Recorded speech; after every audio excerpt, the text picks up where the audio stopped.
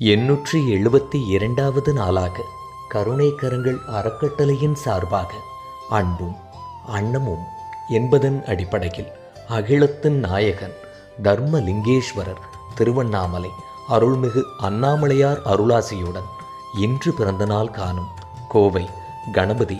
மதிப்பிற்கும் மரியாதைக்கும் உரிய திரு கார்த்திக் குமார் ஆறுச்சாமி அவர்களின் சார்பாக அரசு மருத்துவமனையில் சிகிச்சை பெறுபவர்களுக்கும் மற்றும் உடன் இருப்பவர்களுக்கும் காலை உணவு அருட்பிரசாதமாக வழங்கப்பட்டது.